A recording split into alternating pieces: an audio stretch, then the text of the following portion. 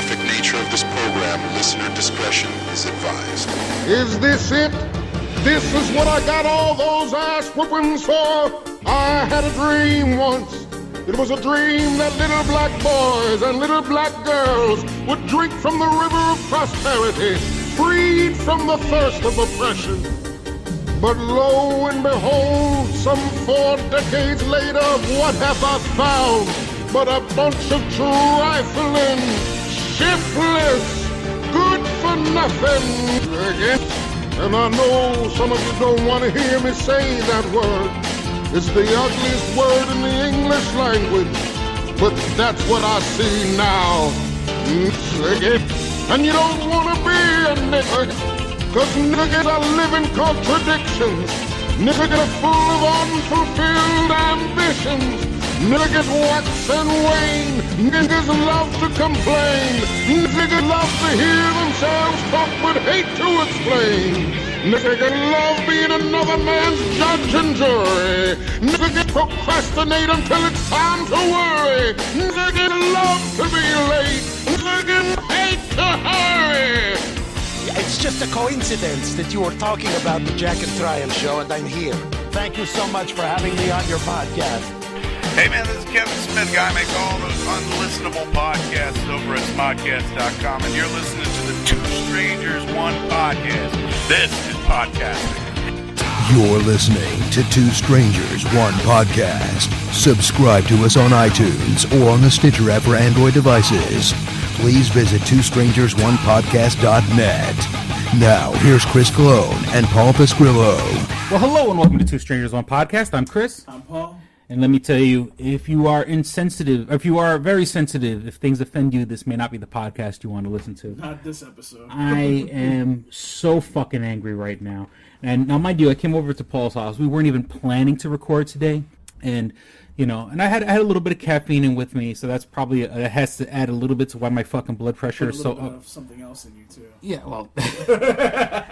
And wait, we started this out bad. We are, I mean, it's just, I am so fucking irritated. Now, I'm probably going to play this video in the background. It's not going to, the audio is not going to reach the microphone. Not that it's not for any illegal reasons or anything like that, because I have my headphones plugged in, but I don't want things to record on itself. Then it gets all types of funky reverb. Once again, first and foremost, welcome to all the new listeners. Thank you for checking out the show. We're just going to jump right into it. We're going to probably pause the show in the middle and calm down and fucking get into the nerdy news. But let's talk about the shootings, the two most recent shootings that have happened this week. Or should I say the two most notorious shootings? Because I'm pretty sure shootings happen every day. Well, shootings happen in bad areas. Technically, there was three. Police shootings. As for regular shootings, regular people get shot every day. And once again, if you are sensitive, if you have an issue with race, this might not be the podcast for you. Or maybe you do have an issue with race, because let me tell you, I'm going to talk very fucking real here. I am so fucking angry. This may sound like a black or white thing. It may sound like whatever, wait. Cops versus blacks thing. I don't know, but... Let's just. You're not technically white. I'm not white. No. I'm Puerto Rican. I'm Puerto Rican. I want to disclose that before we get into it. Yeah. Some people, they see your picture and like, oh, he's a fucking white. But for all intents and purposes, I mean, yes, I'm not white. Do I get treated white? Yes, I probably get treated white. I look like a white boy. I talk like a white boy. You know what I'm saying? I probably have a little bit of a New York accent. But when I get pulled over by the cops, I'm a fucking white guy. Right. It's one of the benefits of being a light-skinned Puerto Rican is I can fit into that crowd.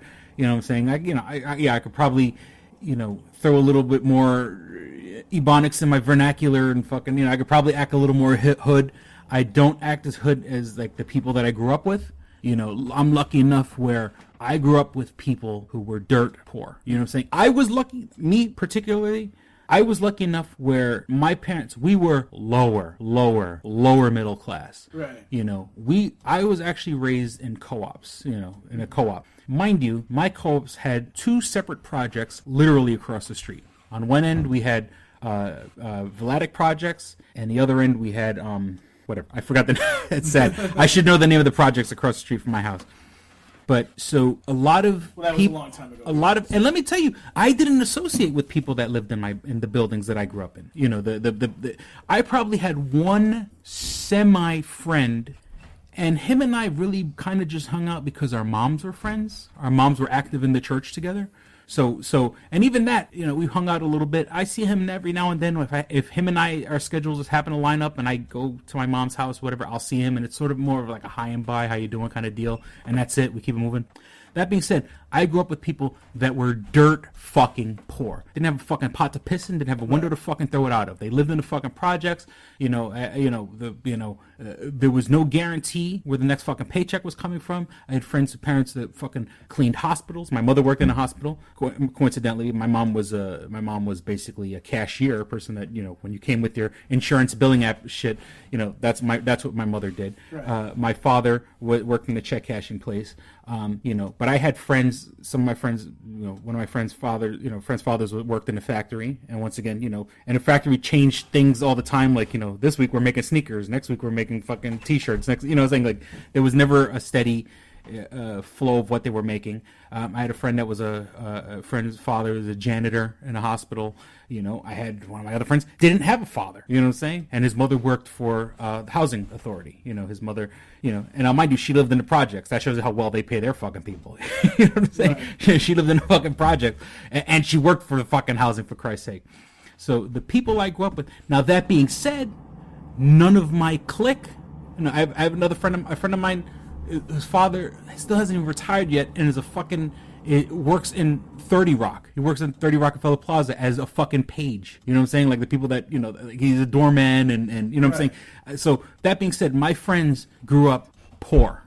But my immediate circle of friends, nobody went to jail. Right. No, you know what I'm saying? I mean, you know, okay, you spend a night in jail for some dumb shit, but I mean, you know, none of my immediate friends, none of my immediate circle friends grew up committing any kind of felony, you know, any kind of hardcore misdemeanor or whatever, you know, not doing extended. No, you know, I don't think anyone that I grew up with never spent more than a night in jail. You know what I'm saying? And of course, you know what? People make bad decisions when they're drunk, and you know, and of course, when you're young and you think you're fucking invincible, that's one thing. That being said, being poor isn't a fucking excuse. There's no fucking reason for you to break the law, to disobey the orders of cops, to fight cops.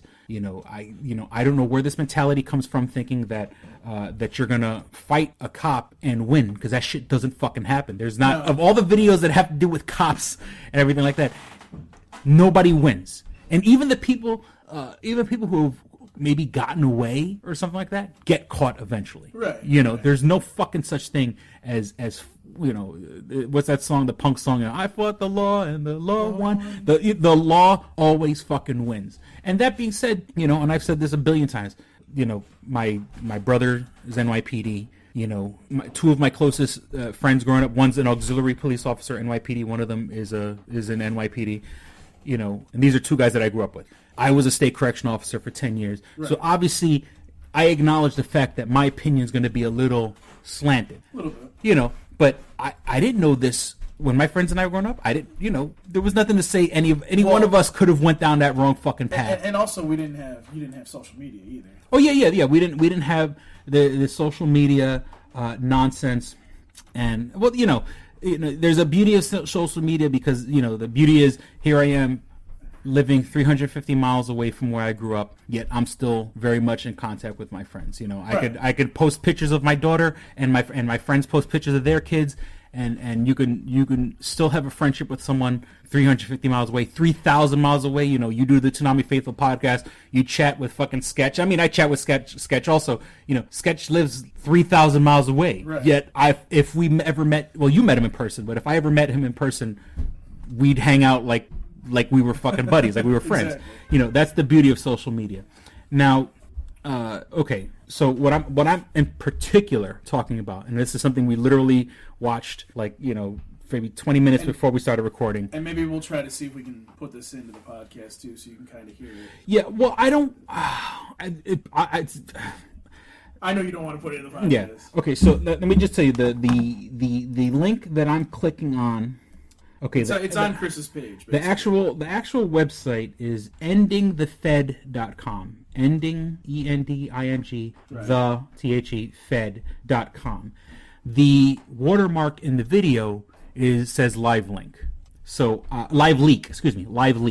So you do your little Google searches. I'm talking about the Philandro Castile and his girlfriend Diamond Reynolds. Now, there was a video, of course, the video that was released, a week ago or about a week ago when all this, when all this stuff happened was the video starts up. She's going onto Facebook Live, and nowadays anybody with a fucking phone and a data connection could go on Facebook Live now. You turn on your phone, turn on your camera, and this was after her boyfriend got shot. Everyone was making a deal about it because they said there was a baby in the back seat. Right. And the boyfriend was shot. She wasn't reacting the way I think I would react if a person I love, and I'm assuming that's my exact problem with this. Now, we haven't seen any other videos. Let's put this out there. Okay, number one, we don't have any dashboard videos yet. Number two, along with those dashboard videos, usually these police officers are mic'd up in some way when they have these dashboards because they're required to. So we haven't heard anything about that either yet. What's particularly what I don't like about this is that this woman is completely calm. And you had said okay, well maybe she was smoking weed before then. Well, we'll get to that. Because as the video that I'm now talking about. She is clearly smoking a blunt. Oh yeah. In the camera, and this video is like 20 minutes long or something like that. This is and just to give it just to make this. I'm just bringing it up right now. You can right. Just to talk about this a little bit more. This is not the video where she's live. This is I was talking about initially here, like when she went on Facebook Live. This is probably Facebook Live too. Yeah, no, the video, the first one that went viral was when her boyfriend got shot. Right. This one she posted on the 4th of July, which, if this came out about a week ago, this was a couple of days, not a whole week, because, I mean, there were riots back on Friday and this is already Monday, so. Right. This video was taken a couple of days before the next video was taken of her after the boyfriend was shot. So she obviously uses Facebook Live. There are people who want to be Facebook famous. There are people who want to go viral. That being said, and now in the video, she is so calm and collected. Now, of course, there's a few theories. One thing I said earlier, she's probably fucking zooted out of her mind. She's probably high as a fucking kite, which is why she's reacting. And we're talking about the first one that went viral, the one that everybody's talking about. Yeah, the one that everyone's, oh no, you shot my boyfriend. Why'd you shoot him, officer? And let me tell you, if a cop is that fucking itchy to shoot somebody. Now, I'm not saying that's what happened, but I'm saying. I mean, you hear him yelling in the video, too. He's like. How is she fucking playing around with her phone? Exactly. If the cop jumped, allegedly, the story is Philandro said he had a gun, and while he was reaching for it, while he was reaching for his ID, the cop shot him thinking he was reaching for his gun. That's what the story supposedly is, yes. And that's, now, of course, this is all fucking hearsay. This is all, I am waiting. They don't have body cameras either. Maybe not body cams, but right now, when you watch the more famous one, the second one, the one that went viral first, the police car is clearly behind the car because you see the lights flashing in the background. Now, isn't there several police officers around too? There has to be. Well, because I didn't see the whole video, but if I remember correctly, when they take her out of the car and they take her kid out of the car, there is several police officers. So that would lead me to believe that there's another police car somewhere around there, whether it's behind her or whatever. So again, there's probably going to be several dashboard videos, and I want to see that. Yeah, I'm still saying, where is the dashboard video? What's that? I'm just saying. I mean, of course, maybe, of course, there probably is dashboard video. It's probably being reviewed by 50 fucking lawyers, and they've already turned it over to the Department of Justice. That's fine. And police officers and the sergeants and detectives and lieutenants and captains and all the way up to the top. I'm pretty sure every high-ranking official in that department, Minnesota or whatever, I forgot exactly where. Yeah, it was Minnesota. I'm pretty sure every high-ranking officer has watched this video. Right. So, and they haven't released yet because they're mulling over it. They're trying to put all the pieces together. But I guess I say, where is it? Obviously, it's going to be released eventually. It will. And one way, fashion, or form, it always gets released. One thing I want to say about this is, I don't know, I just don't, here's my thing. And it's something that really annoys me because I think because some of my friends who are black, they first of all I can't go through their experience because I don't get treated like they do. Okay, so I have no idea what happens. Okay, and I'm not going to sit here and say that the police aren't biased because sometimes they are. Whether or not that's because of race, that's because of something else, I don't know. But there is some kind of bias out there. Now, that said, my problem is when you have something like this and you only have one view of it, 10 minutes right after her fiance gets shot, it makes me go, wait, let's step back. Okay, don't accuse the officer that shot him of anything just yet.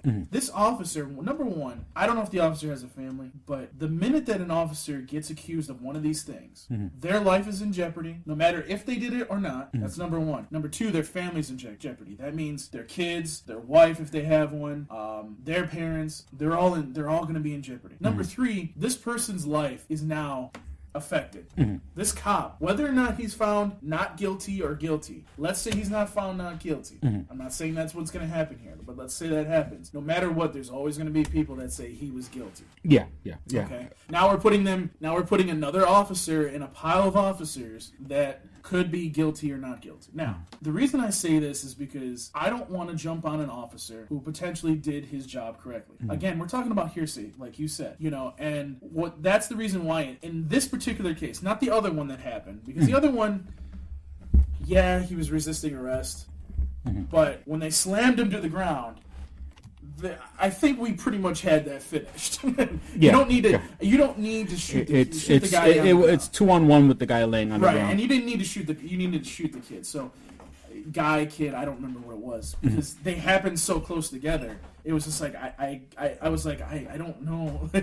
So it's this one though, and this leads into the second video that just popped up today as we're recording.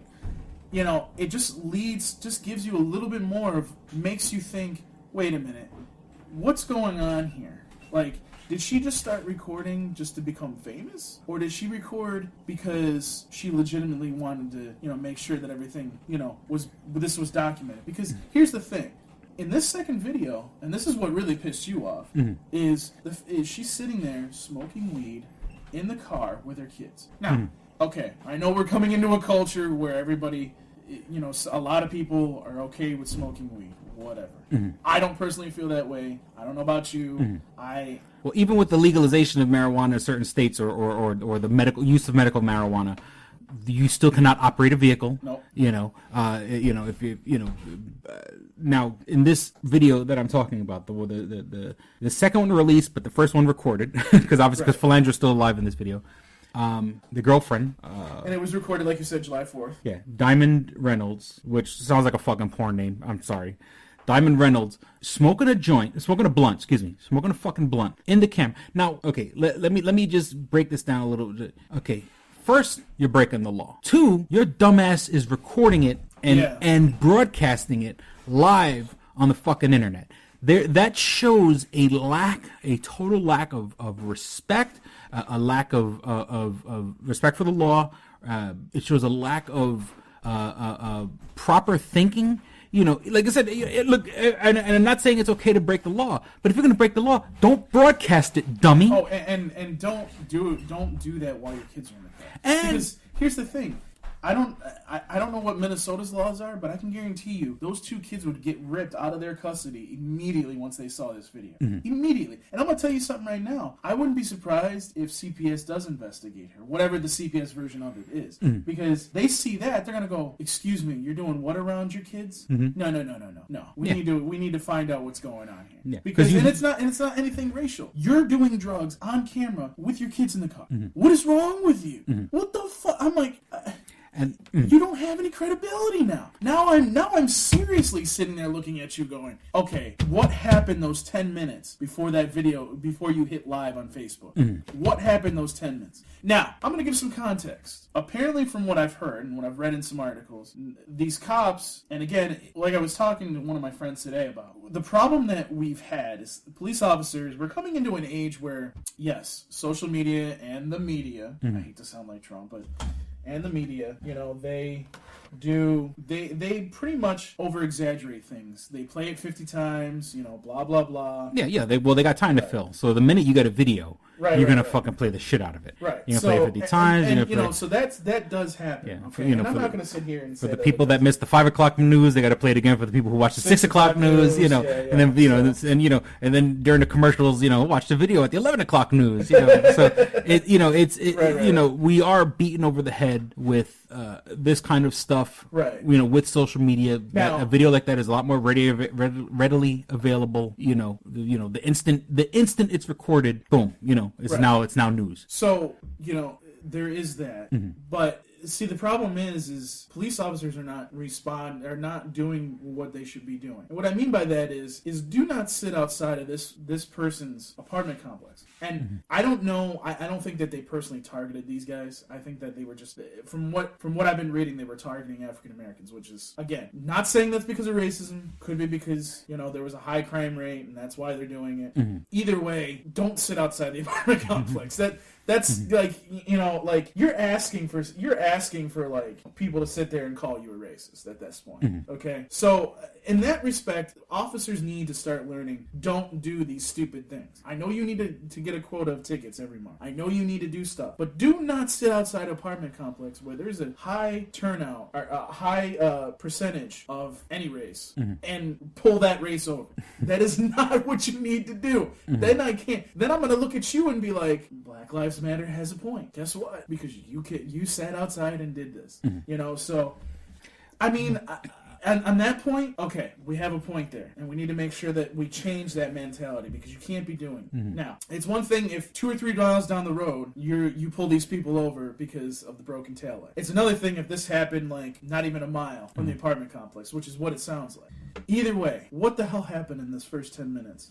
Okay, what happened when they pulled them over and this happened? How many officers were involved? Also, one thing that always pisses me off about these situations, it happened in the Tamir Rice, the little boy in Ohio, happened Freddie Gray. We were talking about this last podcast. The guy that got thrown around in the van and got killed. Spinal cord injury. It annoys me when we all of a sudden say racism. And if a white cop is involved, it's racism. But wait a minute. The 2 cases I pointed out, and I believe the Tamir Rice one, and I could be wrong. If I'm wrong, I apologize. But if I remember correctly, one of those officers is actually black. I don't remember that. I have to look it up again. But they went into that situation. First of all, the minute that there's any African American or any race involved in that situation, racism should be off the table. I don't know how you feel about that, but anytime that an incident like this happens, I get what you're saying. You know what I mean? Like, there's no reason why we should be talking about racism when that does. And the media does this, and that's the problem with the media. I will say that because I think that it's ridiculous on how they sit there and they portray it, and I'm like, what are you talking about? It's like, wait, what do you mean? Like, this isn't racism. There's in that one case, there's 6 officers charged. 3 of them are black. Like, why? No. Like, no. This is not racism. No. Like, yes, these are police officers, but are you saying that those black police officers are racist? Yeah. You know what I mean? That doesn't compute. Racism is one race discriminating against another. Look up the definition, people. What? Where? You know what I mean? Like, that doesn't make any sense. Now, I'm not saying that these cops may have done something or didn't do something, but even in those cases, we came down on officers. First of all, the people that were involved, the families that were involved in those cases got huge settlements before these cases went to trial. So whether or not they put in that stupid thing, their little press release, oh, well, we settled with them, but that doesn't mean that we have any criminal culpability. It means you had criminal culpability. That's what you think. But, and maybe I'm just rambling on here, but it really pisses me off. Then all of a sudden, now we have officers that don't get brought up on charges, and they're found not guilty. You know what I mean? Like, so you want to solve the problem with money because you think the officers did it, but then the officers are found not guilty. I don't know why these officers aren't turning around and suing. I don't know about you, Chris. You were a corrections officer. If that shit happened to you, I guarantee you, the minute that you were found not guilty, you would turn around and sue the state. Would you not? Yeah, I got you. Yeah. You know what I mean? Like, because my life right now is ultimately, I'm just saying, if I were one of those police officers, my life is ultimately ruined. I can't do anything now. If somebody recognizes me, I could get shot for no reason, just because I was in that case. It sucks, and that's why when I see a shooting, unless the evidence is clear as day, like that one that happened, it wasn't. You see, that's what I'm like. These are all like Baton Rouge, I think it was where it was, Louisiana. I think that's where that other one happened. The Alton Sterling? Yeah. Okay. I think that's where that one happened. That one, the officers looked like they used too much force. The third one that I was trying to talk about earlier was actually with a white kid. The officer probably used excessive force. However, the driver pulled off. Like the officer, the cops pulled up behind him. Pulled up behind him to stop him from going anywhere. And instead of just stopping, like the officer told him to do, resisting arrest, pulls away. Doesn't hit the officer. Doesn't look like he's trying to run the officer over. Nonetheless, did that. You know, I hate to say it, but it's kind of hard to sit there and go, well, that kid shouldn't have done it. You know what I mean? But it's like okay, because I've seen videos. You know, now that this stuff comes up, there are people posting videos of a white person resisting arrest. And there's one in particular, and I don't know the specifics of it right now, but just trust me on this. It looks like it's like in a mall. It almost looks like it's in a fucking food court of a mall. Right. And there's one white guy, two white cops, and the white guy's resisting the arrest, throwing wild fucking roundhouse punches at the cops. You know, tumbling with one, then starting and going at the other. And people are like, well, why did the cops shoot him? Look, the cops should have shot him. Maybe it's because they were in the mall. Maybe they don't want to hit anybody. In my opinion, the cops should have shot that motherfucker. Right. You know what I'm saying? The same way this guy in Baton Rouge, Alton Sterling, was wrestling with the cops. This guy was also wrestling with the cops, and they should have put a fucking hole in him. You know, because you know, if you have got it in you to clench your fists and hit a cop, right, you've obviously shown no respect for the law. No, you know what I'm saying? You've overstepped. What race you are. Yeah, it doesn't fucking matter what race you are. If you do that, your ass should go to jail. Any video of anybody wrestling with a cop, I don't care what skin color you are. I feel the minute you show intent to assault a cop, you should have a fucking bullet put in you. Wow. Period. You know, why the cops shoot a black guy and just wrestle with the white guy, I can't tell you that because I'm not inside that person's head. That's the thing. No one can speak for the personal actions of each person. You know, you call it racism, call it whatever you want, but in my opinion, the white guy that did wrestle with the cops, he should have been shot also. Yeah, he's lucky he's still fucking breathing. And this is one thing that's also brought up, and I think this is I was talking to my friend about this today too. Tasers. A lot of time we hear, well, why didn't they use a taser? Why didn't they use a taser? Problem is your town, city, county, sometimes state, says tasers are illegal. People don't know that, but they are illegal in a lot of states. So, and I'm not saying that's an excuse, but if they can't have, and that also applies to officers, by the way.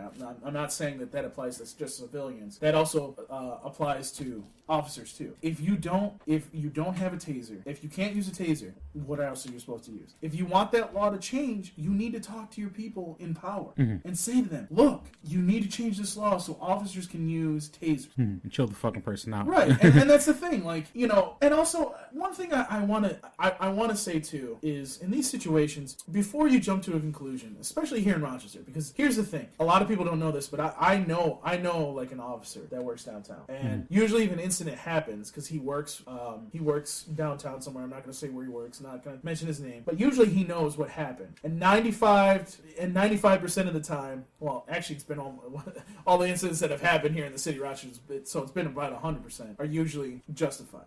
So like there was one video that came out where a bunch of security guards and one police officer were surrounding a guy, and then they tased him, and then the guy didn't go down, so they had to tase him again or something. The reason why in that example he was surrounded and all that was because he was harassing several different people in the terminal, in the bus terminal that we have here in Rochester. And we're not just talking about white people, we're talking about black people, we're talking about Hispanic people. He was annoying everybody. You get these idiots that go in there, normally homeless, and I believe that guy was supposedly homeless, asking for money, asking for beer, blah blah blah, and and then this happens, And that's the thing, like, the bus terminal has its own security, but they call the police officers in. There's usually a couple around there, outside, but they don't go in unless they're called inside. So yeah, and that bus terminal, I've been in a bus terminal, it is a magnet for trouble. Oh, yeah, it is. It's a magnet for trouble. Because one, obviously, buses being buses, these are people without money, and not saying, once again, like I said in the beginning of the podcast, being poor has nothing to do with being fucking criminal. No. But it also just happens to be the area around the bus terminal. It's not a great area, no, it's not. and this is downtown. This is supposed to be like where the center of the city, like maybe 2-3 blocks away is like where 2-3 blocks away is like, well, I mean, not really, but I mean, maybe a 10-minute walk from the bus terminal to where like the police headquarters is. Or as they say in Rochester, the public safety building. This is downtown. That's the whole reason the bus station is there, is because it is center. It is pretty much a center of Rochester, and for whatever reason, it's the nexus of fucking bullshit. It's the nexus of shadiness. There's walking through that fucking terminal, there's a huge bad element in that terminal. And you know what's really interesting, and this is something that people don't even realize. There are more white people in Rochester that panhandle that I've never seen so many people in my life panhandle that it just it boggles my mind. Like, because you would associate that with a black person sometimes. No, white people are doing this shit. And they're not just doing it to get free money, because some of these motherfuckers will walk to their car like a mile away. Yeah. And get into like this Mercedes or something. But, you also have these guys that are, they're just crackheads, and they need to get off the street. There's a guy that comes down, Chris, I shit you not. Like, I am even amazed that this happened. So I'm coming home from work, coming here to Kelsia's house after work because, it's closer. And I come down Goodman, and I'm about to turn on a Norton. And I've seen this guy panhandle at this corner before. Chris, I shit you not. It was like 1 o'clock in the morning. And this guy is asking for money. Excuse me? Like, that is the first time I've ever seen that. Like, you'll see a shitload of people out on, like, fucking 104 over here. And off the exits of 104. Panhandling like, oh, I'm homeless and I need money. Even though it's for my crack addiction. They don't put that, but what it is. I mean, if you're smart, you know what this is. Yeah. And I'm just sitting there going, you're just asking me to call the cops on you. Because, like, people don't realize that race is not anything these days. Okay? Don't sit there and tell me that a black family has like 7 to 10 kids. I've seen a white family with 7 to 10 kids that are just as bad as this supposed poor black family that everybody tries to put up as a picture. Like, it annoys me when I hear that, because I'm like, where are you getting that picture? I'm not saying that doesn't happen, but it's the same. It may not happen that often, but I think what we need to start doing is we need to start looking at this and saying, look, we know there's an issue. Let's try to change some things that we can. Let's try to get some non-lethal things for police officers, so that way we can do it. And by the way, I hate to say this to the Department of Justice, but any incidents that involves a white police officer and a black person, or the reverse, a black police officer and a white person, that's under any question, immediately goes to them.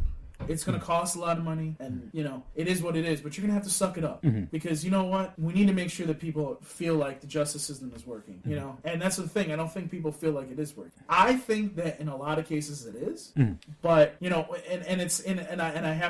I come right back to the Tamir Rice case. Why is that dispatcher not charged? We have a dispatcher that tells the police officers that somebody has a gun in the park and did not relay the information that the caller relayed, which said that it could be a toy gun. Okay, so another person, not a cop, should have been put in this situation and should have been arrested and thrown in jail. Maybe they did, haven't heard anything about it. That's neither here nor there. But the number two thing is when you have an FBI video, Department of Justice, where the kid, they pull up and you see the kid reach down because the gun is in his waist, whether it's a toy gun or not, and it looks like it, and goes to pull for it. What do you think these officers are going to do? Okay?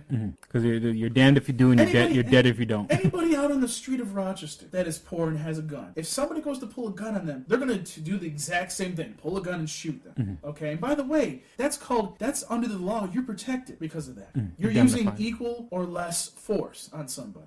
So, I'm not sitting here trying to... what I'm saying to people is let's get all the information, especially in this case, and let things go through the way that they should be. The other case that happened this past week, I think that's pretty cut and dry. If they don't get some kind of criminal charge against them, I don't think our system is working. And that one you definitely have to question. But I think that's what we need to be doing. And by the way... Look, I understand Black Lives Matter is important, and yes, Black lives do matter. But when you have a shooting in Texas, which by all accounts has nothing to do, in my view, with what happened, because it seems like terrorists. You know, really, you should be saying something along the lines of, yeah, we feel really bad what happened to those officers. We're praying for them too. You know, I know some people are going to say, well, no, I don't want them to do that, but I mean, that was a terrorist. That wasn't he happened to be black. Well, he said he was upset because of Black Lives Matter. You know what I'm saying? Like, this kind of organization puts wrong thoughts in the wrong person's head. And right. I'm not saying that's their intent. Right. I think we could all agree that their intent, or at least the leader's intent, is good. How they're going about it is not good. You know what I'm saying? No. And unfortunately, there's no organization there's no organization to the organization. Well, and it just, I don't know. It's this guy was fueled by their outrage. You know what I'm saying? Yeah. And unfortunately, he was an unbalanced motherfucker. You know, and with access to weapons and bombs apparently. And bombs, whatever. I mean, think about this. He had armor on. He had some kind of armor on, apparently. Mm-hmm. I mean, they haven't really said it, but if they took a bomb on a bomb robot, disarming robot, and had to use that, detonated it around him, clearly this guy had some kind of armor on. Mm-hmm. I mean, honestly, they had to, they did what they had to do. Mm-hmm. I mean, it's a terrorist. Yeah. It's a terrorist. I mean, I just hope we don't see more of that. And by the way, stop shooting up police stations randomly and stop shooting police officers when they pull you over. Yeah. I mean, and here's I made a suggestion to a black friend of mine too, different black friend, and I said to him, if you don't feel safe, there's two things you can do. One, put cameras in your car. Mm-hmm. You can easily go get a GoPro cam. Mm-hmm. Put a camera that faces your driver's window so you can clearly see the police officer and what happens. And then put another one in the back to show what's going on, or somewhere in the car, so that way you can see the other action. Mm-hmm. Okay, plain and simple. And you know what you tell them? Look, I'm recording this because I want to make sure that my rights are not being violated. Okay. Mm-hmm. Simple as that. And then if you want to take it a step further, put cameras outside of your home too. Yeah. And that's the only thing I can say to them. I can't say I don't ever tell anybody to go out and purchase a gun. Mm-hmm. Okay. I think guns are a pussy's way out of doing things. Mm-hmm. Honestly. It is what it is. But we're living in a world right now, and this does have to do with guns, unfortunately, where you can easily buy a gun, mm-hmm. and we have to change a lot of things. We have to change our gun laws. We have to change how we react to certain situations. And people need to also understand that not every situation is cut and dry. Mm-hmm. Maybe this situation is cut and dry, mm-hmm. but we haven't seen any other video, nor has any charges been brought. So I think what you're probably going to say, too, is, let's see what happens. Yeah. And let's calm down and come back down to earth, mm-hmm. and understand that the majority of officers do their jobs well. Mm-hmm. We don't need to worry about that, okay? Mm-hmm. Don't think that an officer is going to pull you over just for no reason. Sometimes they are assholes and they'll pull you over for no reason. Mm-hmm. Sometimes they'll pull you over. You have something like I had when I had to change one of my headlights on a car that I used to have, and they'll still give you a ticket. And then you still have to take your time to go to the courthouse to prove that you changed your light, mm-hmm. and then you don't get the ticket. You know what I mean? Yeah. So, well, okay. So, like I said, with my brother being NYPD and my friends being NYPD, it's no secret that a majority of arrests, when you're a cop, you're out patrolling the streets, you get calls, there will be someone calls 911, and the dispatcher will send you to someplace. Obviously, usually right. Something like that, you'll get an arrest like that. If things are, for the lack of a better term, quiet, and you need an arrest, you will get an arrest from doing a car stop. Why? Because people who generally neglect their car or something, there's always something else going on.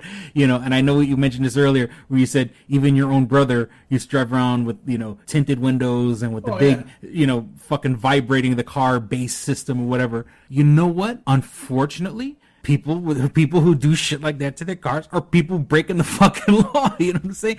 And even if it's the little bullshit law that the tint is too dark, you got people that like I said, people that are drinking, people that are smoking weed, like in this fucking video, right? The video that, and I've kind of calmed down while you've been talking, but, I want to watch this video and get fucking pissed off again. But, people who smoke weed in the fucking car. It is an intoxicant. It will fuck up your judgment. It will fuck up the way you think about things. And once again, like I said before in old episodes, my job when I used to work in the other store, which was more in the ghetto, I used to have people come in reeking of marijuana, meaning that they were just in the fucking car. Time in my job. So even if the driver themselves wasn't drinking or doing drugs, they're obviously fucking hotboxing. Where you could smell it on them, or you're getting at least a secondhand buzz. I kind of disagree with you on a few things. I don't think every black and white situation should go straight to the Department of Justice, because some things are just cut and dry. Well, what I'm saying? If it's cut and dry, the cops are doing their job, and the black guys, it had nothing to do with the black and white. If one guy's a piece of shit, and the fucking other guy gets fucking shot by the fucking cop. That's cut and dry. I don't think the Department of Justice needs to come in just because it's black and white. And then you said also, and once again, I'm just throwing this out there. You had said, cop, and don't get me wrong. Okay, I understand when you say profile, like basically sitting outside this complex, pulling over black people. That is not a good thing. No, that's profiling, and it is bad. Yes. But then again, when you watch a fucking video like the one I'm referring to, you can see why just days before this guy got shot, he was smoking weed, driving a car with his kids in the back. Now, mind you, everyone seems to keep, talking about how this Philandro Castle, whatever the fuck his name is, was a legal gun owner. Oh, was he carrying a gun in this video? Because if that's the case, he's smoking weed and carrying a fucking gun. Now, let me tell you, when I fucking did carry my weapon, I carried my weapon everywhere. I wore my fucking gun to church. If I fucking, what I'm saying? Not that I went to church that often, but, I always had my weapon on me. So it doesn't take a huge leap of logic to think, oh, if this guy carried his gun with him all this time, or we're watching this video of his girlfriend talking into the camera for fucking 20 minutes or whatever, and she hands him the fucking blunt, of which he breathes and inhales, I'm pretty sure, wow, I fucking, as I'm clicking the video now, it's not working. Wow, I think it's already fucking down. It might be. It might be. The way the fucking internet works nowadays. Nope, there it is. Okay, now it's working now. So, this fucking genius. Okay, first and foremost, she's breaking the law. Then she's recording it. She's recording it for posterity.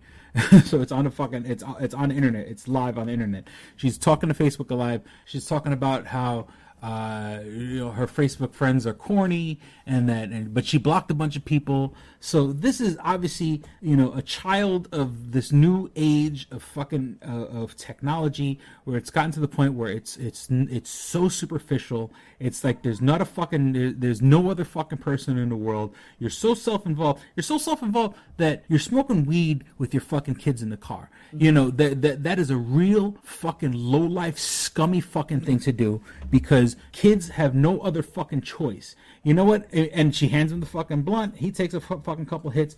You know what? If let's just say hypothetically, let's switch the situation for a moment and said that she was drinking. If you're drinking by yourself and you're the passenger in the car and you got kids in the back seat and the driver is not drinking, yes, you're still breaking the law because you're not supposed to be drinking alcohol in a vehicle. Yeah. But you know what? The only person getting fucked up is you. She's here smoking with kids in the back seat. You hear the kids, and then as you watch the video, you see the kids.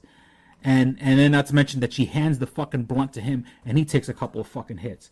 So she's sitting here, ratchet ass looking fucking hood rat with a tongue ring and fucking obviously like a fucking weave, wearing a fucking little poom poom shorts, and for some reason the camera keeps panning down to her crotch. I don't know why. Why is she pointing the camera at her crotch? Maybe she's pointing it at her Gucci belt buckle. Maybe that's what it is. I know the song the song, and mind you, the song that's playing in the background has gunshots in it. Right. The song that they're listening to music that obviously has some sort of fucking violent content.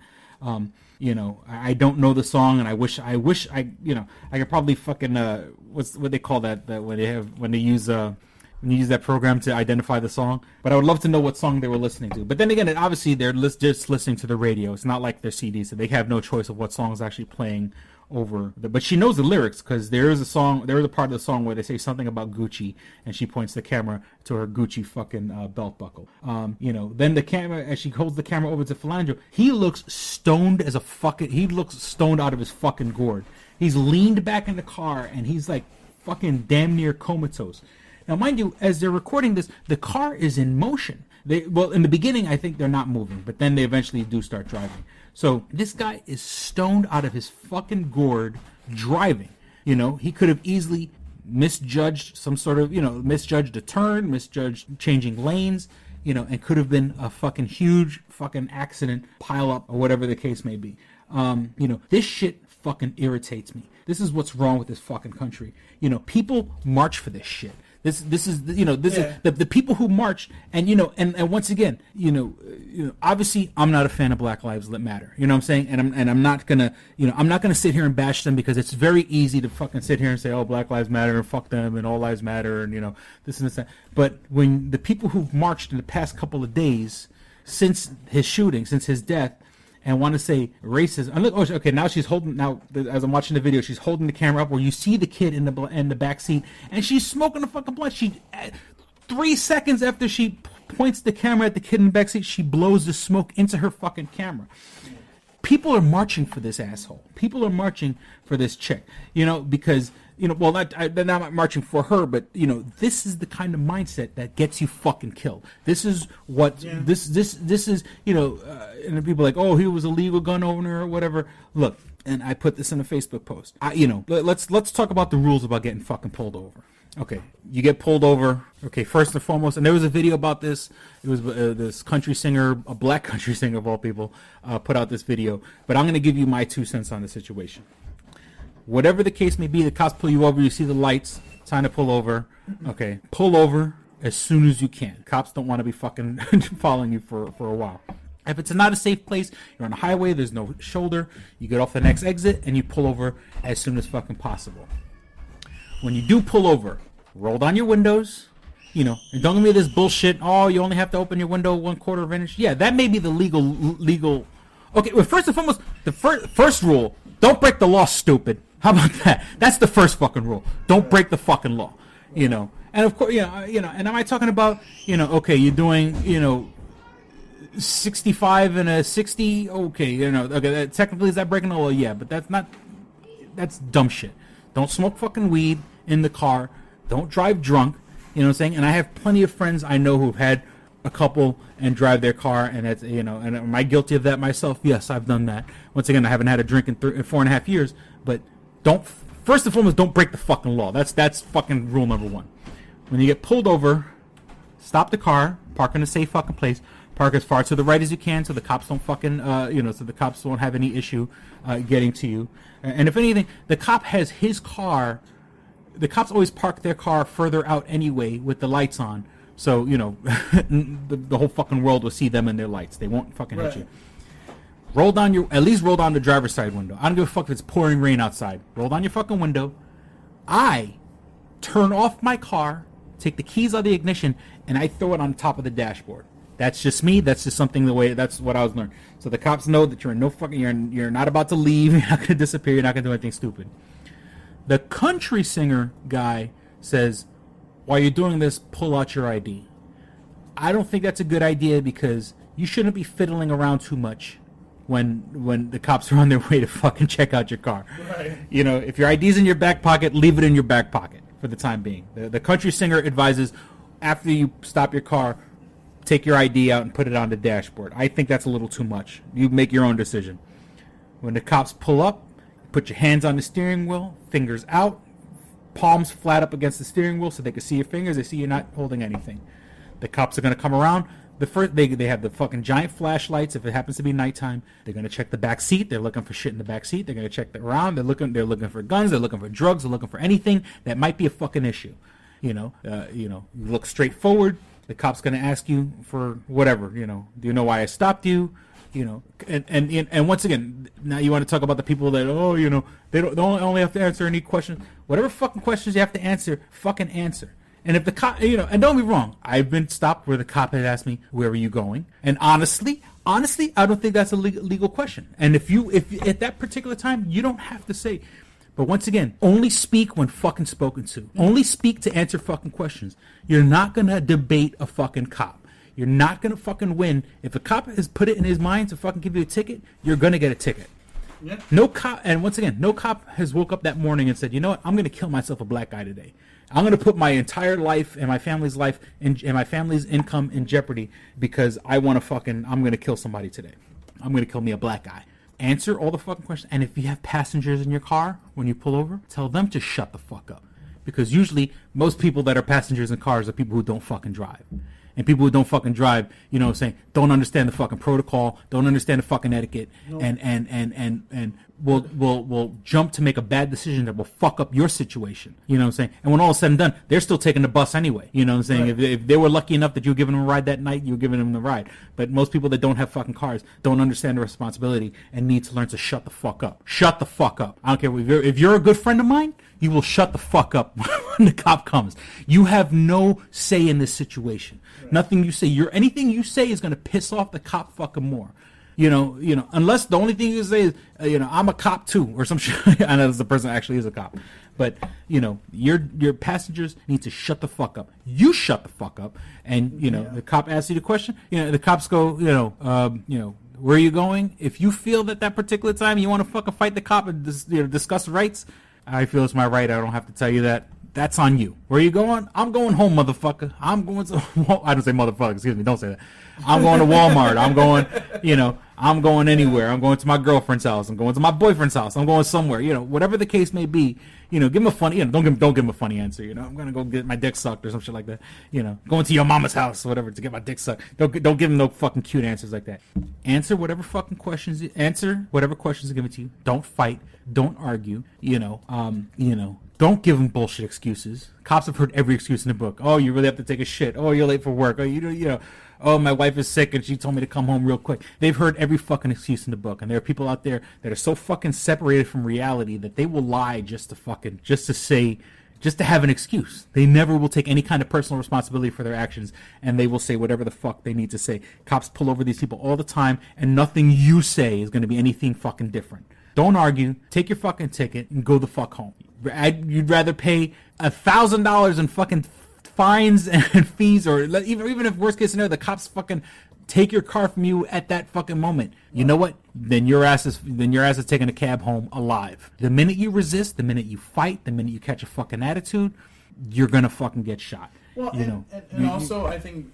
And if you don't mind me adding something, like, just let them do whatever they're going to do. And then if you need to get a lawyer, do it after. Yeah. That's one thing they suggest. And that's why I suggest people, if you don't feel like cops are treating you fairly, get cameras in your car. Yeah. I mean, I know that some people can't afford that.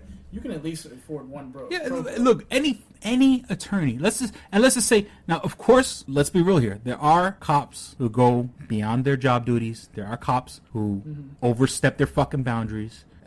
As much as I love police officers, and I have friends and family that are literally police officers, I'm not going to sit here so blind to the fucking fact and and not admit that there are cops who overstep their fucking boundaries.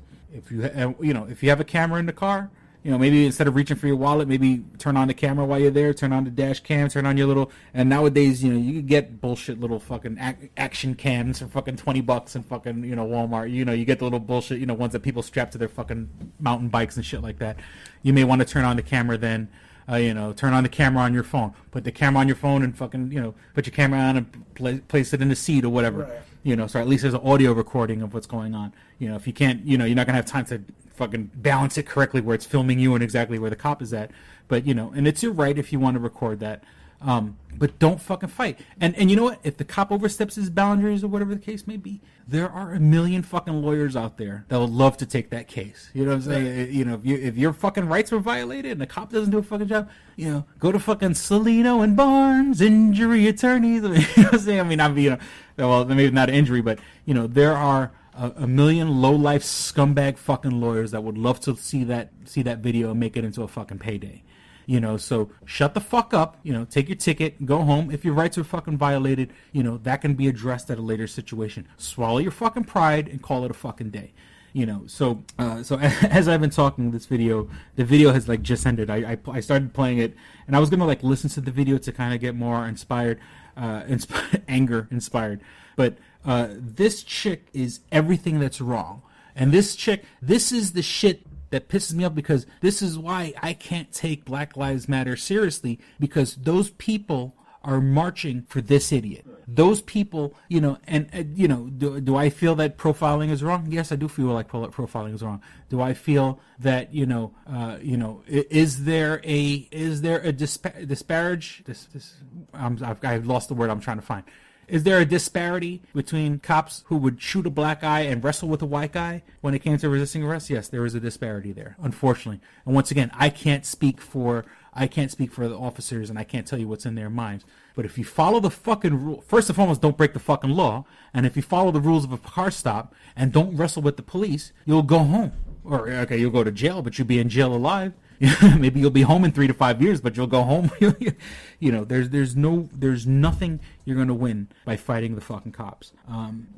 Call me a cop ass kisser, call me a bootlicker. You know what I'm saying? I know there's people that mentality, oh, you're a fucking bootlicker. Then you know what? Then I love the fucking taste of fucking, high tech, I forgot the name of the boots that most cops wear. I think it's called high techs. Yes, I love the taste of high techs. I love the taste of shoe shine on my fucking tongue. Then I'm a fucking bootlicker, because cops go out there and do a fucking job that several don't do. And one thing I've noticed before, and I've said this on my Facebook page, and I don't want to insult my friends, but the most people who are vocal against this police brutality are white guys who don't live in black neighborhoods. They're friends of mine, and I love them to death.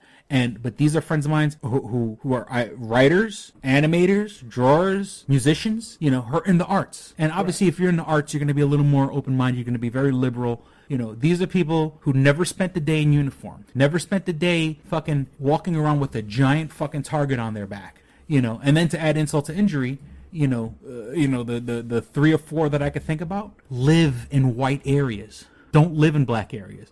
Talk about, I stand with my brothers. Yeah, but you don't live with your brothers. I stand with my brothers, but you don't live next door to them. So, I just find it's very easy to go behind a fucking keyboard and fucking say, all this, and that. But you were never out on the streets. And before I was a state correctional officer, I was a county correctional officer in Pennsylvania. I was an auxiliary police officer with NYPD. I was a school safety officer in both Staten Island and Brooklyn. And then when I worked for corrections, I worked in Staten Island. I worked in Manhattan. I worked out in I worked in Sing Sing. When I was a county correctional officer, that was in Delaware County, Pennsylvania. Which Delaware County is just south of Philly, and Delaware County is a rough fucking Delaware County. I mean, it's one of those deals where it's technically the suburbs, but it's the ghetto suburbs. It's just because it's not the city doesn't mean it's not the ghetto. Right. I've worked and I've lived in some pretty fucking rough areas, and even right now I live in a fucking rough area. And so, the people that are most vocal are people who have isolated themselves. I don't want to say they don't want to see reality, but their world is, they've separated themselves. So you can't speak on behalf of other people when you don't even live around them. No. So I think that's about it. That's all that's all I could think about off the top of my head without repeating myself on the subject. So we'll be back with more dick and fart joke. This episode of Two Strangers, One Podcast is brought to you by Comics Etc., 1115 East Main and North Goodman at the Hungerford Building, door number 8. Find out more information at comicsetc.biz or like them on Facebook at facebook.com/comicsetc1. Click and Hit, enhancing the experience for all recreational smokers. Click and Hit is a one-handed portable vaporizer. This smoking pipe has a compact 4-stage design, complete with a built-in, windproof, butane refillable torch lighter. The large burn chamber holds your stash of legal herb or pipe tobacco. Click the button to ignite and inhale as usual. When you are done, put it back in your pocket for later. Smoke anytime with the touch of a button. No more carrying around grinders and tins. You can leave the pipe, rolling papers, and even your lighter at home. The Click and Hit cordless vaporizer is no bigger than a normal cigar, making it the world's smallest and most discreet vaporizer. It's perfect for use in small places or shared rooms. It's efficient, getting 5 to 8 draws from your packed chamber. It's affordable at just $19.95 each. Buy 3 and the shipping is free. Buy 4 and you get the 5th one free. Visit www.click-n-hit.com. That's clickandhit.com. And now for listeners of Two Strangers One Podcast, you can use promo code STRANGERS and receive 10% off your purchase at clickandhit.com. That's promo code STRANGERS for 10% off your purchase. And we're back. Okay, Paul, after bitching and moaning for an hour straight. Not bitching and moaning, but just sort of getting all that stuff off of our chest and expressing our side of the situation. So just getting it for the record so we can go back and say, remember when all that shit happened? That's what happened. Yeah. Okay, let's get to the more lighter side, the nerdy side of the news. Okay, two stories concerning Gennady Tartakovsky. And it's funny because right before we came down here to record, we weren't watching. The kids were watching Hotel Transylvania 2 on demand. So I know you were doing he's doing Samurai Jack is coming back, I guess would be the right. And there's kind of a behind the scenes on AdultSwim.com. It's on their Facebook, so if you can't, just go down through their Facebook. It'll be there somewhere. But yeah, we're getting closer, so hopefully we'll see something here in the next couple months. So. And then also, we always fuck up his name, Gennady Tartakovsky. That's the person I'm looking for. He's doing a satirical series for Luke Cage, and basically it's in his style. For some reason I thought it was going to be a cartoon. I guess I'm wrong. It's going to be a comic book. But let me see. So basically, it's going to be him as a 4-part miniseries, sort of an origin story. But he's still creating the art for it. I think they have other writers involved. But I guess so just throwing that out there. So look forward to that. I love his style. I mean, Samurai Jack, Dexter's Laboratory, Star Wars: The Clone Wars. If you like any of that kind of style, Luke Cage in that style is going to be pretty interesting. And especially that I guess Netflix is working on his own. Netflix is working on his series also to go along with Daredevil and Jessica Jones. So, and they already introduced the character Jessica Jones. So, people are already familiar with it. I haven't seen it. I still haven't seen Daredevil season 2. I still haven't seen Jessica Jones, but I want to. Okay. Next up on the list of things to speak about, Ghostbusters.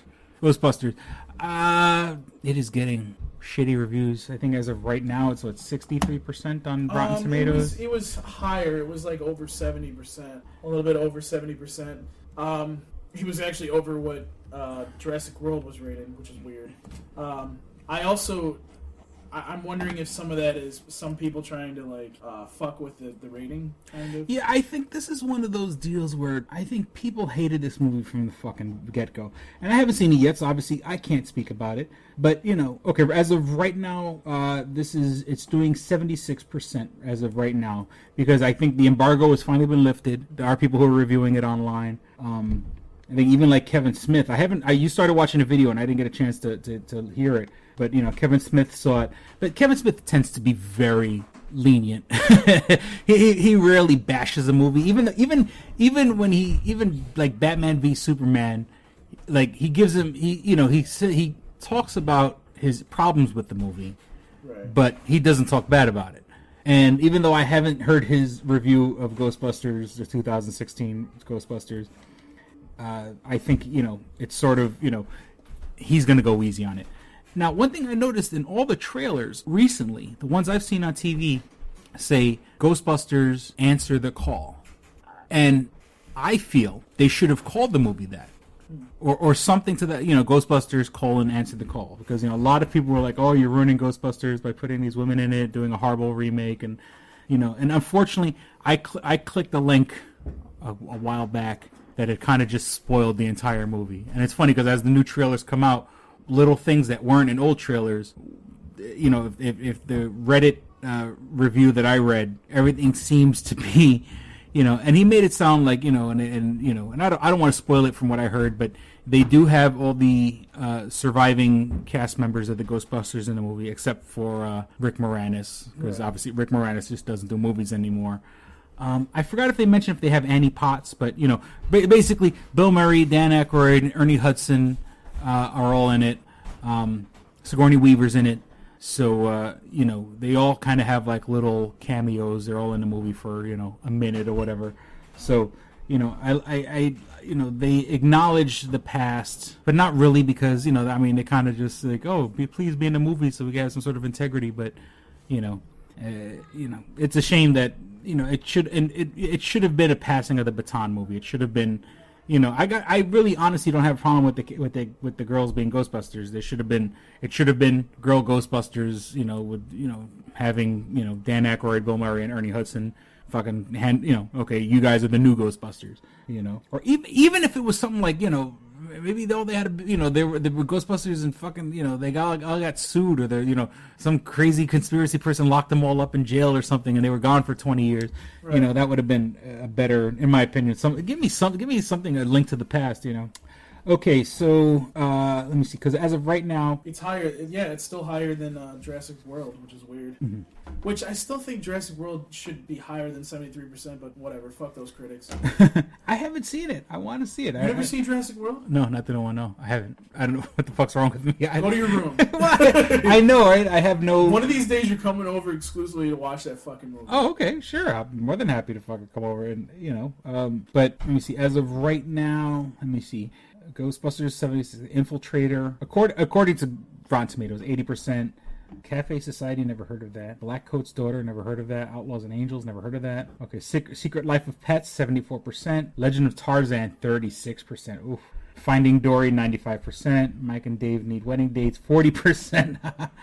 The Purge, Election Year, 53%. Central Intelligence, 68%, which I still haven't seen and I want to. And BFG, The Big Fucking Giant, 73%. So, I guess Secret Life of Pets is... Oh, no. Actually, the Ghostbusters is better than Secret Life of Pets, according to Rotten Tomatoes. Finding Dory, now, people who follow my Facebook page, and I had said this before, and once again, welcome to all the new listeners, and I'm pretty sure if you do your homework, you could find me on Facebook. And I'll generally accept new friend requests. Like I said, I've been getting a lot of new friend requests from, like, Malaysia and shit like that. But, welcome to my Malaysian friends. I know no discriminating against you. If you understand what I'm saying, more power to you. So on Saturday, when my daughter was with her mother, they went over to, I thought they were going to a place called, I take my daughter to a park, in the summertime, they have the water sprinklers and the kids run around, have a good time. But I guess her mother took her to another place. My daughter's running around barefoot in the grass, gets a foot cut, okay. So gets her foot cut. I get called over to the mother's house like at 11 o'clock at night. I mean, I couldn't get to the mother's house till 11 o'clock at night because I was at work, and her foot had gotten infected. I poured a bunch of fucking peroxide on it. My daughter's screaming and crying because I'm trying to put like pressure on it to get the peroxide in there, and then so at that night we had decided, okay, this isn't an emergency room visit. Let's see what happens. Well, the next day, they take my daughter to the emergency room. Unfortunately, it took like 3 nurses to hold her down. They dug into her foot. And, of course, they gave her all the numbing agents. And then all of a sudden, they pull out a fucking piece of wood. My daughter's doing fine. I don't know if the microphone picks it up, but you can hear her running up and down, running all around upstairs. So it's all good. So to make things better for my daughter, while she's there on the bed crying and screaming, whatever, I said, I'll take you, you want to do, I'll take you to go see whatever, you want to see the movies or whatever. I want to see Finding Dory again. So we went to go see Finding Dory again. Guess who happens to be working there?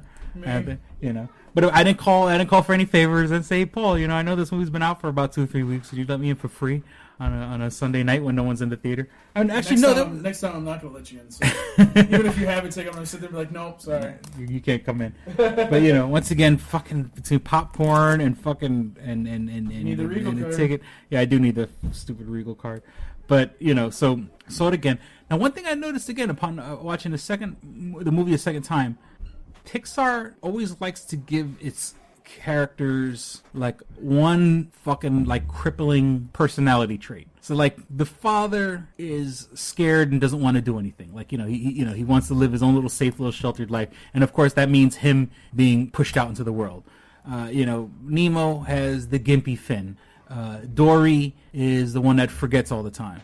And then in this new movie, the one main character that they introduce, they have a couple of characters introduced. They have Hank, who is an octopus who they don't directly say it, but now he only has 7 arms. He's missing an arm. And they don't, once again, they exactly don't say it, but I guess like a kid, like a child must have ripped off his arm when he was a kid. So he's terrified of kids and he only has 7 arms. There's a beluga whale who uses echolocation, but he pretends that he's sick because he doesn't like to, he doesn't want, he's scared and he's scared of the world and he does, he pretends to be sick. There's a whale shark who's blind, basically is blind, like it's like nearsighted, so that she keeps riding its walls. Like in this movie, like every character, they've gone through great lengths to let you know what their disability is. And and of course everything that they have to do goes against, they have to fight against the thing that's holding them back to fucking get to their goal. Which and Finding Dory was good, but I don't know, I liked Finding Nemo better. Finding Nemo was, if you watch Finding Nemo, that's a dark fucking movie. There's a lot of death and then 5 minutes of the movie, like, all of Nemo's hundreds of brothers and sisters get fucking killed by and his mother gets killed, and spoiler alert, and they come across fucking sharks, and the sharks talk about like eating fish, and it's like sharks going to like an AA meeting or something like that. So that movie's really dark when you watch it. So I kind of like Finding Nemo better, but for Finding Dory, it's got 95% Rotten Tomatoes. It is a good movie. There's nothing wrong with it. I liked Finding Nemo better, in my opinion. And there were like less characters. Like Finding Nemo had like a bunch of different, from the seagulls to the crabs to the fucking, to the fucking turtles. There was a bunch of different characters. Finding Dory, they seemed to be a lot less characters. I don't know. It's hard to explain, but it didn't feel as big as Finding Nemo was. Okay, Pokemon Go. You haven't got swept up in the hype yet. I don't have time for it. Basically, I've been playing it for a couple of days now. It just came out a couple of days. It came out like on a Friday. I downloaded it on Saturday, and I'm literally sitting outside of a public library, and I see like 2 or 3 people all in the area, because apparently where the library is, it's a spot, because apparently the company that made this is owned by Google. So if you go on Google Maps and you look up people that will upload pictures from an area, like this is where the war memorial is, or here's a statue dedicated to this person. Google Maps uses that area to be Pokemon stops. So your job is to walk around in the real world, go to these Pokestops. If you spin the picture, it'll show up the picture that actually shows up on Google Maps. If you spin the picture, you'll get random stuff, usually Pokeballs. Then when you go to certain areas, you can catch the Pokemon. Then it goes into the first-person view, which everyone's seen. We've already seen all over Facebook. I had taken a picture of you. There was actually an Eevee in your house today. Why you gonna be bringing Pokemon in my house, bitch? No, it was yours. You were hiding it from me, so I found it in your house. So. You take, and then the one part of the game that really kind of takes a little bit of skill is actually trying to throw the Pokeball correctly so it catches the Pokemon. And now, mind you, I never really watched the cartoon. I've probably seen a couple episodes. Never played any of the Nintendo games. This is my first real exposure to actually, like, quote-unquote playing Pokemon. Seems like a lot of fun. Of course, there's already a billion memes about it on Facebook, and people are, people getting hit by cars already because they're fucking not paying attention. I saw one that getting robbed. People getting robbed. Oh, yeah. Apparently, they set people are setting people up to come and meet them somewhere, like creating a group. And like a battle. Yeah. Oh, okay. And think about it. You can pretend like you're playing Pokemon and walk around with your camera and film whatever the fuck you want. And I saw a post earlier, once again, in this heated climate of racial tension, guys like, I'm a black guy playing Pokemon Go and I'm walking around with my camera. It looks like I'm filming stuff and the cops may stop me. or whatever the case may be. And then there are parts of the game that have like you have to reach level 5. I'm still like level 3. But then you can reach where you go to the training, you go to the gym and you train, and you could I guess if you met somebody after you reach level 5, I'm pretty sure you can make arrangements to meet people and fight your Pokemon against them. And of course, it's going to be, the one person that has no life whatsoever is going to be the fucking master. All the casual people. And like I said, I've probably altogether in 2 or 3 days, I've probably caught in like 10 Pokemon or whatever. Why aren't you just special? Well, yeah, I mean, and of course, the game's got to reward you a little bit. You can't go a whole day. Like, if you go a whole day without getting any Pokemon, people probably put it down. So they got to reward you a little bit. And I'm pretty sure somewhere down the line there's going to be like microtransactions, and Well, we'll see what happens. you could fucking you go on eBay and buy a fucking Charizard for fucking $1,000 or something like that,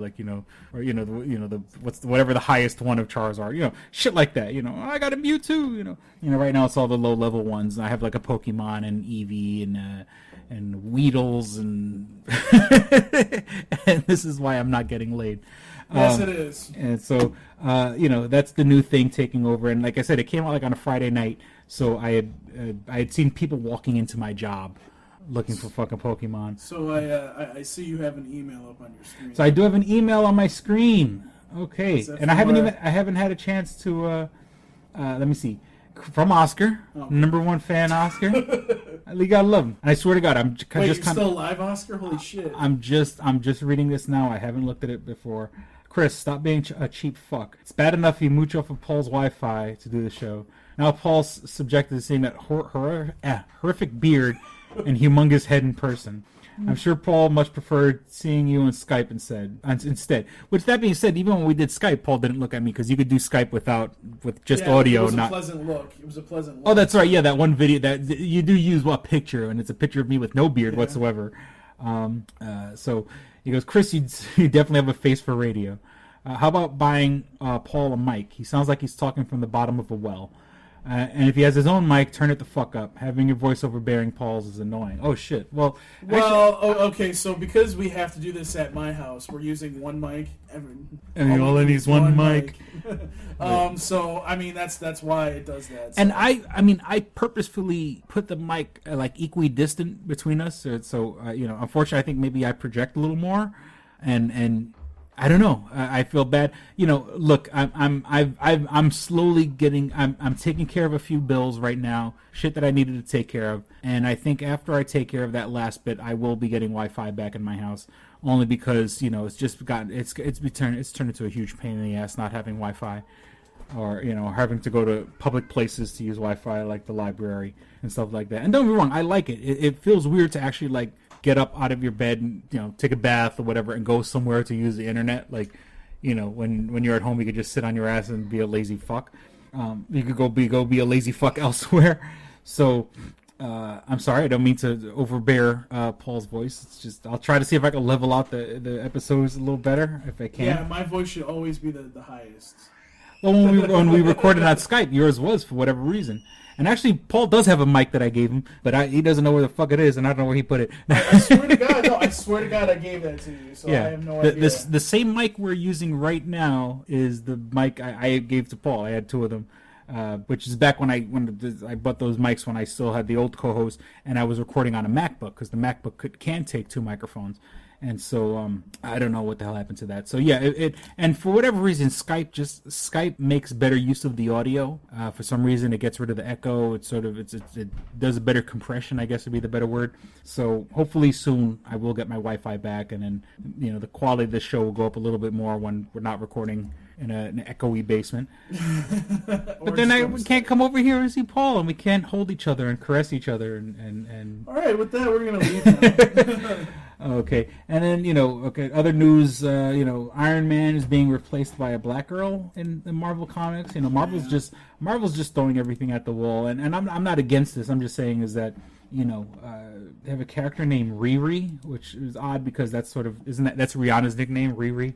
Riri Williams, a 15-year-old MIT student from Marvel's Civil War II, and and it is sad. It's not sad. It's just sort of like it is sad nowadays. It's sort of like the reason why they do like movies are always getting rebooted, and there's no such thing as an original idea because Marvel could have easily just created a new character, a black female character, to be a superhero. But you kind of like people only care because she's wearing the Iron Man outfit. So and working on building her own Iron Man suit. But their heart's in the right place. I don't know, and it's kind of hard to tell, because like I said, the Iron Man's, it's a brand. It's the same reason people buy, people will go to the movies and see a reboot of an old movie because they're more familiar with the name. So, unfortunately, Marvel should try harder in making its own original characters that just happen to be black and women or whatever. But, and who knows, maybe, you give this character the Iron Man suit and then, maybe get people interested in her, then kind of offshoot that and let her do her own thing, and then she'll be,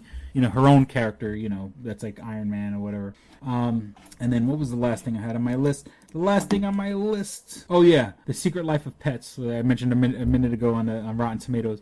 I love that in the trailer, when you're watching the trailer, there's a part where, obviously there's like a refined poodle or whatever. Yeah. He's like, goodbye, Reginald. And then the guy leaves the house, and then the poodle starts playing, headbanging to the song. And the song is Pogo by System of a Down. A pogo stick, bouncing up and down on a pogo stick. The song Pogo is about a guy with a big dick who he fucks his girlfriend. And I guess, and his dick is so big that, like, I guess it's okay that he's fucking his girlfriend's friends also. The song, like, the lyrics go like, I went on a date with a girl, she had so many friends. Pogo, pogo, jump, bounce, up, down. So, that's just, I love that this, obviously it's a kid's movie. But somehow, obviously a kid's movie, but in the trailer, Secret Life of Pets. I want to say it's Sony. I think it's Illumination, the same people who do Minions and shit. Okay. I went on a date with a girl. She had so many friends. Gliding through my hands, I brought my pogo stick, just to show her a trick. She had so many friends. Gliding through my hands. Pogo, bounce, up, down. Unannounced twister games, all players with no names. They lined up double quick, but just one pogo stick. Everyone gets to play, runaway expose. It was so exotic, but just one pogo stick. Pogo, jump, bounce. Oh, I like to spread you out, touching whoever's behind. Jump, pogo, up, bounce, up, down. So you gotta love kids' movies with dirty songs used in the trailer. They just never get to the actual lyrics. I mean, but you do get to pogo. So, okay, let's wrap it up. That's what she said. You can visit Two Strangers One Podcast, TwoStrangersOnePodcast.net. You can find links for everything show related. Find links to our iTunes page. We can find go back a couple of years now. Go to our Facebook, go to our iTunes, check out our iTunes. If you don't have iTunes, if you don't have an iPhone or iPad or iPod, you can download our podcast on the Stitcher app. That's STITCHER. It's the app I use to listen to my podcast. I download my podcast when I'm in a Wi-Fi spot, when I'm coming to Paul's house to mooch off his Wi-Fi, or I'm at the public library. He mooches a lot. I will put on the listen later option and the available offline option. So you download your podcast. You can listen to them later when you're not in a Wi-Fi spot and when you're not using your data or your phone battery. You're not killing your battery. So that's the app I use. iTunes, Stitcher. You can follow us on Facebook at facebook.com/TwoStrangersOnePodcast, all spelled out.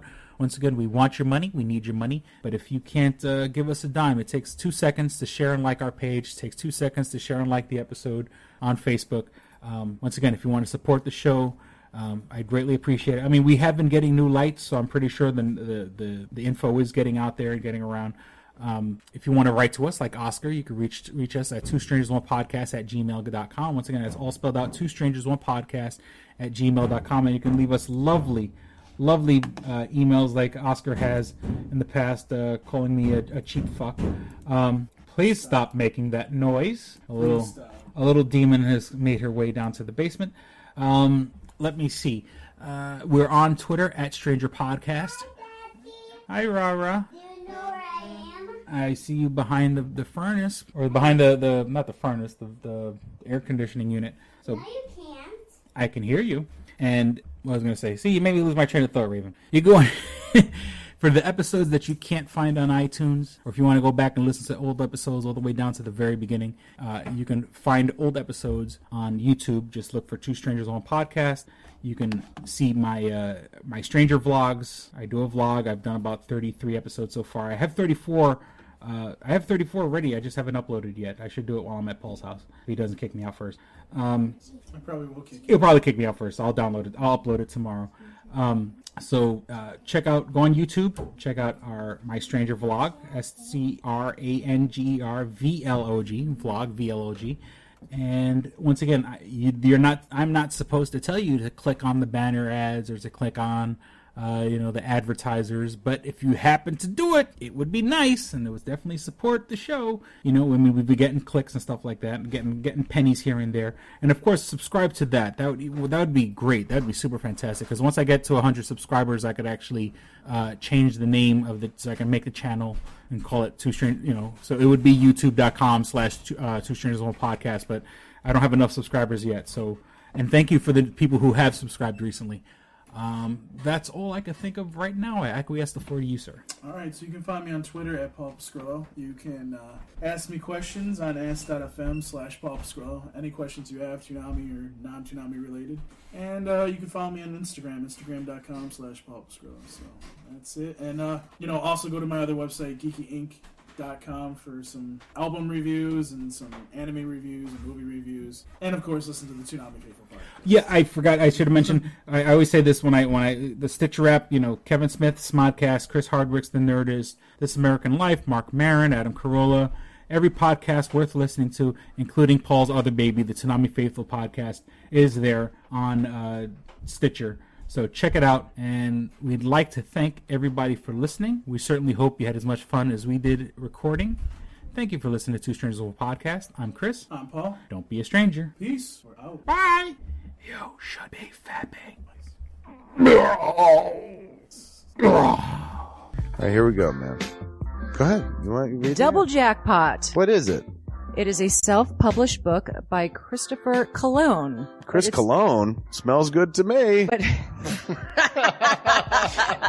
Look at her. That broke that fucking cold little exterior. He's like, hee. But it is spelled Colon. Him punny. But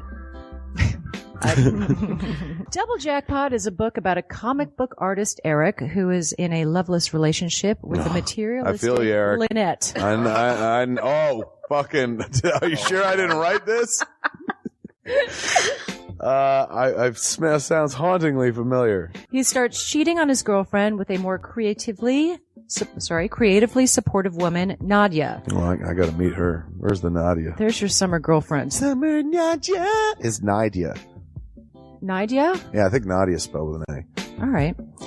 Both Lynette and Nadia play the double jackpot, the largest payout in lotto history, much like the recent Powerball. Both girls play his birth date as the winning numbers. Eric is now stuck between two of the country's richest women. Who will he choose? It's not that simple. This is a clever fucking idea, man. Is. Look at her, fucking. She's impressed. I am. She got some summer reading. Christopher Cologne smells real lovely with an original idea. I've never heard this before. I haven't either. This is a self-published book, much in the indie spirit as Kev's Clerks. Oh, you don't even need to name check me. This is just a good idea. You could stand on your own, man. You don't even have to be like, hey, remember Clerks? This is nothing like that. This is way more original than Clerks. This is a good idea, man. Why didn't I think of this? I need something to read. This book is part of the Comic Books, Heavy Metal, Video Games Trilogy Book 2. Odd I See, A Tale from the Road, coming soon. Right on, man. It's part of a trilogy. This is the first part. Way to write, man. He's seeking a literary agent. Motherfuckers, anybody out there? There ain't no literary agents listening to this show. I assure you, sure. Sure. I assure you, sure. But somebody know a literary agent? Hook a motherfucker up! Chris Cologne come up with an original idea. I should tell Raskin. That's a good fucking idea, to be honest with you. That's a fucking rom-com right there. Megan, get Raskin on the phone. Isn't it possible to get Raskin on the phone? No? Yeah. I want to run it past him, man. I want to, and if it happens, I get a taste, Chris Cologne. I get a whiff, if you will. The book could also be ordered on www.lulu.com. That's lulu.com. I understand that. I just want to spell it out. Normally one says it that spells it. Still, lulu.com. What is that? Do you know what it is? I don't know. All right. The book could also be ordered on www.lulu.com. Search for Double Jackpot Christopher Cologne. A paperback version of the book is $15 and a PDF file is only $5. $5 is Yeah. insanely inexpensive. 15's not even that bad for a paperback version. No. This is $1 million idea right here. Like a movie about a dude who fucking is stuck between two chicks, both of who play his birthday and win the lottery. Come on! I can see that trailer. Chris Cologne is on to something. Nobody else can smell it but me. I'll read it. Thank you. I'm going to make that smelly joke. I know. You're trying to get me to laugh again. It worked once. Double Jackpot is a self-published book by Chris Cologne, man. It's the first book in his comic books, heavy metal, video games trilogy. Book 2, Odd I See, A Tale from the Road, should be coming out soon. Get all the information at Chris Cologne, like a motherfucker. I will his totally book, read this. Double Jackpot. I'm serious. I'm going to recommend that to fucking Raskin. How is that not a movie? You know what I'm saying? This could be a sexy movie. You could do an R-rated version. There could be nudie in it, and you could show them fucking both chicks. Maybe a little penetration. Maybe a butthole shot. No butthole, no care. I would like to formally apologize to Christopher Cologne. No, sex sells. Chris Cologne will appreciate that. He's like, thanks for throwing a few buttholes in there, man. Don't forget to check out twostrangersonepodcast.net, your one-stop resource for everything show-related. You can find links to subscribe to us on iTunes or on Stitcher. You could also find links to buy my book, Double Jackpot, on twostrangersonepodcast.net. Fuck you, fuck you, fuck you. You're cool. And fuck you, I'm out.